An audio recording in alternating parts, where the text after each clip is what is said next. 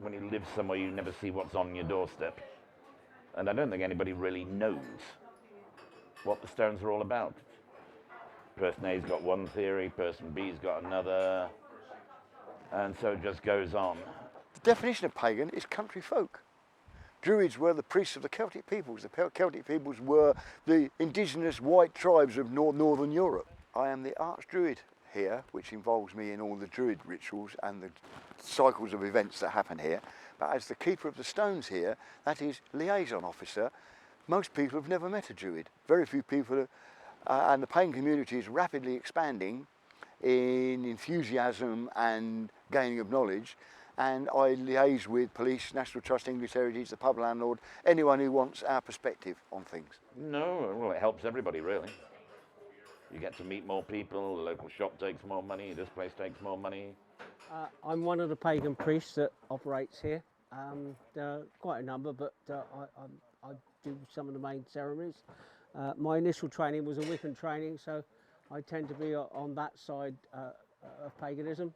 I work with Terry for some of the main ceremonies for all the 8 festivals, and I conduct my own full moon ceremony and several others throughout the year. This is constructed as a teaching place, a learning place, and a place of ritual. The stones are 70% quartz crystal. The sarsen stone here is nearly as hard as granite. These stones haven't deteriorated. I started going to Stonehenge because that was where everybody thought it was all happening, if you know what I mean, and realised it wasn't. Spoke to the archdruid there and he said, which temple draws you? And I said, Avebury. He said, go and work at Avebury, because Avebury is effectively the sun and the moon on the ground. Stonehenge is a mere chapel that built towards the end of their power. It's for not very many people. You can't get more than 50 or 60 people in Stonehenge. We've had 2,000 people standing around a sun circle here. I do hand fastings, baby namings, passing on ceremonies. People die all the time, people need to be married all the time, and babies need naming all the time.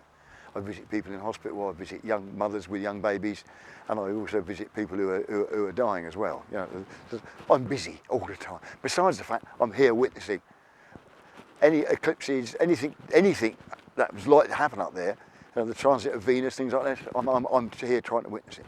Obviously, for a period of time, it wasn't as well known, but I've met people that have been here and said that they're here celebrating their wedding anniversary and they met here 40 years ago at the summer solstice, so that people were coming, that it was a little quieter than it is now, it's a little more public. But I can talk to 2,000 people instead of one person with a letter. Yeah. One person you talk to on a phone call, one person you talk to on a letter. You know, when I do events like this is good PR, because a lot of people still think we do terrible things. Every single stone in this circle is significant for some reason. People talk about hugging the stones. Well, you are metaphorically or metaphysically hugging the stones. You're learning from them. They speak to you, but not in a voice that your conscious mind can hear. Your conscious mind reads them. Subconscious reads them. For me, it's just a great honour to be here in the centre of the circle, living here, and I like to give something back.